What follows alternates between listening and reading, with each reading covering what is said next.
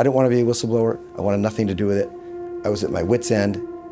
I saw important intelligence reporting being suppressed. I started to experience what I believe to be discrimination, character assassination, really. My name is Johnathan Buma, and I'm a FBI special agent.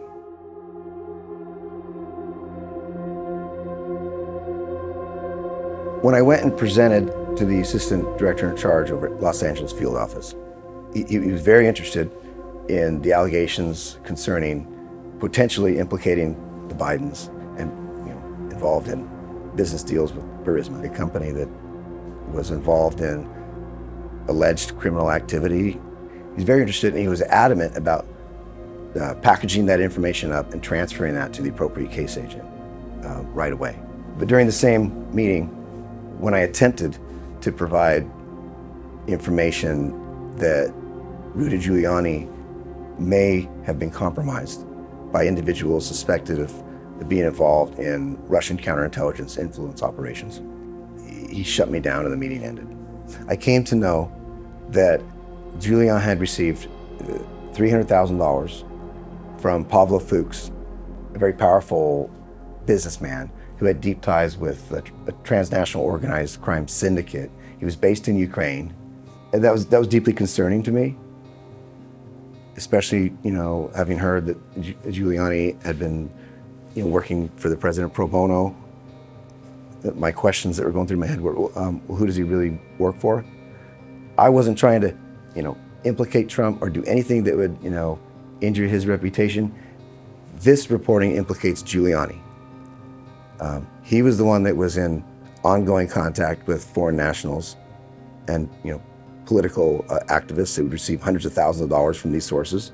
And at that time, Joe Biden was not yet the Democratic nominee. I said to my co-handling agent, I said to him, why do they keep going back to the Bidens? So what if this is the leading edge of a disinformation campaign to create a theme of derogatory information about the Bidens in anticipation that Biden would be Trump's main political rival?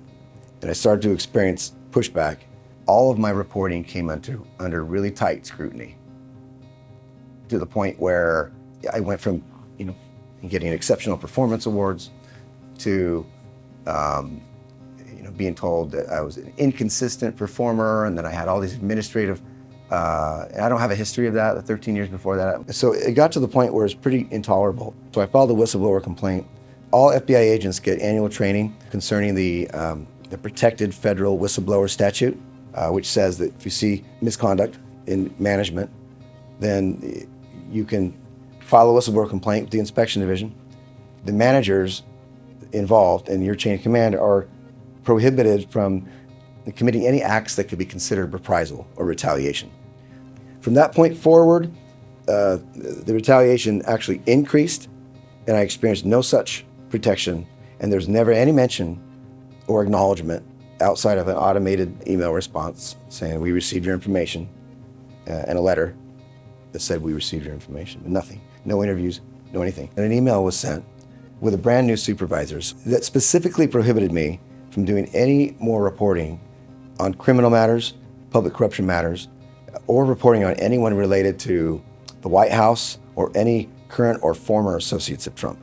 Now I started to experience personal attacks, not only suppression of the reporting. My reporting was corroborated already at that point. So if you can't undercut the reporting, you undercut the person.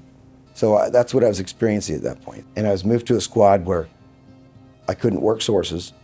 I was sent to basically the Alaska of LA, and it put into a position where it would be physically impossible for me to do any more source reporting. I was never trying to drive the political process in one way or the other. I was only trying to make sure that everybody had all of the information, both sides, so that people could make intelligent decisions about what they want to do, policymakers or voters or whatever.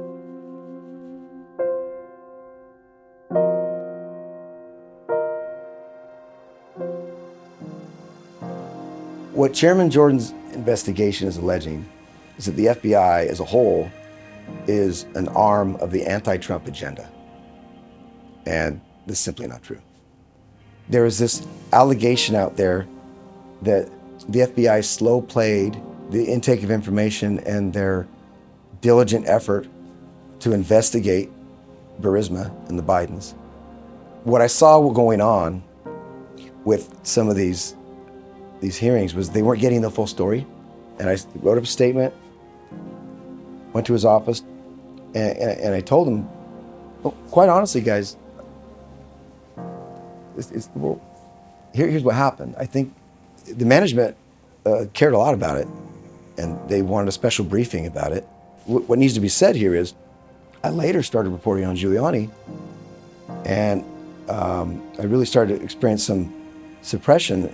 And at that point, they shut me down, and they said, no, we're only interested in things related specifically to Biden. I don't think it's a legitimate investigation.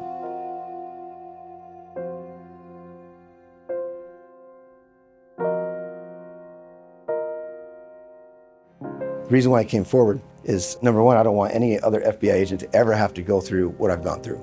And having their right of protection under the statute completely, blatantly violated. Number two, I want to restore the integrity of the FBI so that people have trust and faith in it. Because if it's gone, public corruption will become rampant, and things will go to hell in a handbasket in this country real fast, faster than people think.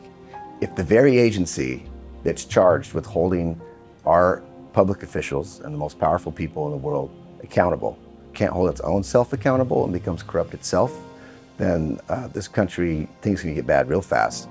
It would be the beginnings of a fascist state. If they want to figuratively slaughter me by firing me, they can do that. But I have no intention of leaving. I'm going to show up for work. I'm going to continue to show up for work in hope of getting a good paycheck like any other American really wants.